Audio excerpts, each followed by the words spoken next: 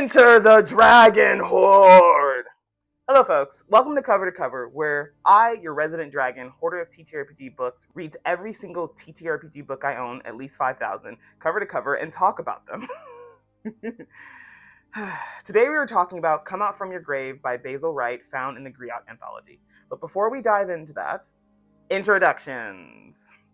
Hey folks, before we get into that, let me introduce myself. My name is VJ Harris, my pronouns are he, him, they, them, and something funny. I am a full-time tabletop role-playing designer and professional GM.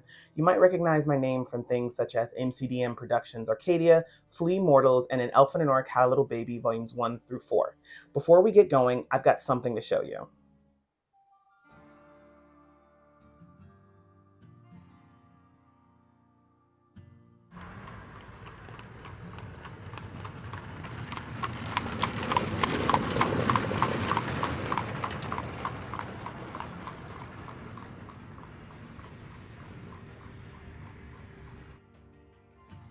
It's been said that greed is the root of all evil.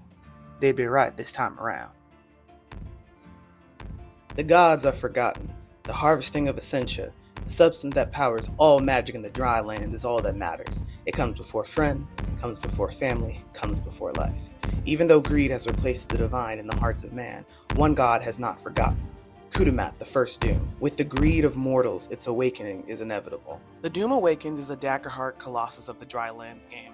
It's $30 per session and meets every Tuesday at 3:30 PST, 4:30 MST, 5:30 CST, and 6:30 EST. If you join the campaign and bring a friend, you get $10 off your first 4 sessions, and they get $5 off their first 4 sessions. Alright, back to the video. Thoughtcrime Games believes that imagination is for everyone, and in keeping with that spirit, we are releasing the first Griot Anthology, a zine celebrating the brilliant work of Black TTRPG game designers. Utilizing the powerful medium of roleplay, this anthology holds space for intersectional blackness in the past, present, and future, giving us the opportunity to tell our own unique stories and share our unique perspectives. The first volume of the Griot Anthology includes Black Future, Come Out From Your Grave, Intergalactic Teaz, Midnight Train Ticket, Mines, Neighborhood Robots, and Reich Breakers. But today, we're talking about Come Out From Your Grave by Basil Wright. I've already covered Black Future, go check it out if you haven't already. The body rots, the mind fades, the heart withers. Come Out From Your Grave is a game about reviving the dead. While a majority of TTRPGs use dice, Come Out From Your Grave uses Dominos, specifically the Muggin style. You can go watch a video to fully understand how this works. It's even linked in the actual, game document, but here's a quick little explanation. Dominos involves 2 to 4 players. If it's 2 players, the pair each gets 7 dominoes. If it's more than 2, each get 5 instead.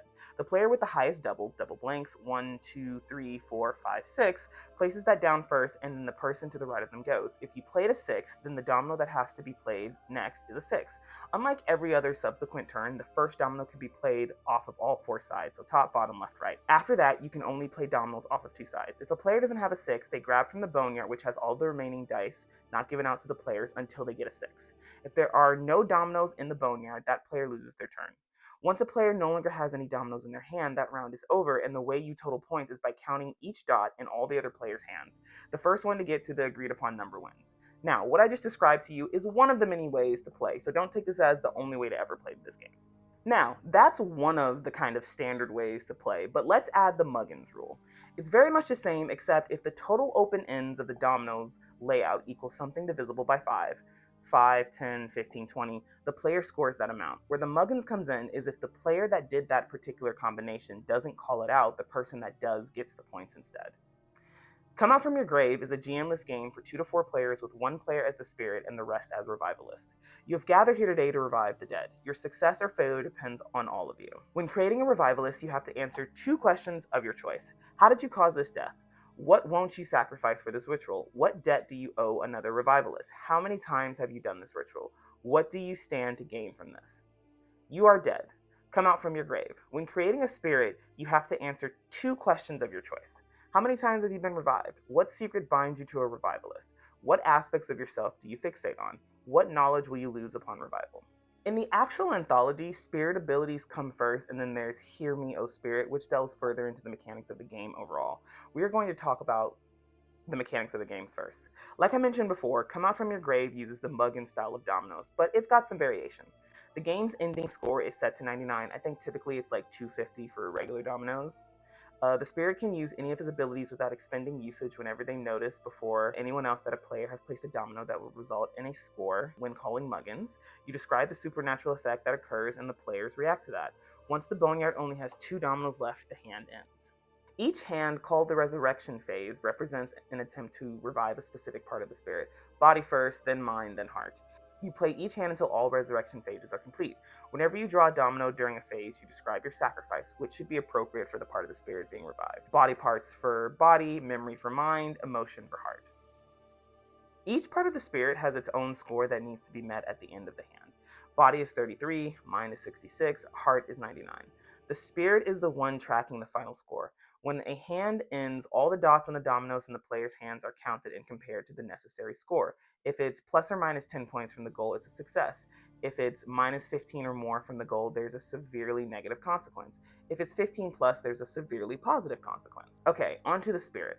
Each ability, Spirit Shuffle, Spectral Sense, Shade Slumber, has 2 uses which once you've used them are gone and can only be replenished by either calling the muggins, or Supernatural Succor, which allows you to drain 4 points from the current resurrection score to restore 1 use to another ability. This can be used even if it makes the score negative. Your actual abilities do a few different things. Spirit Shuffle lets you move 1 domino to a new matching location, and the space it was at is left permanently empty if the next domino doesn't match.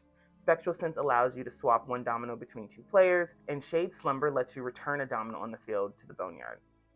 They have risen. The resurrection is complete. The spirit now inhabits this body. The revival always goes through, but you might mess up the execution, and it's entirely possible the table decides that the person is revived for like brief moments and then falls apart after that. Once that is done, there are questions for both the spirit and the revivalist to answer. The spirit answers 2 of these questions.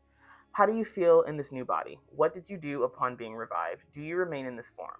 How do you die again? The revivalist answers 1 of these questions. How much of yourself remains? What will you do now? What do you regret sacrificing? Where will you go?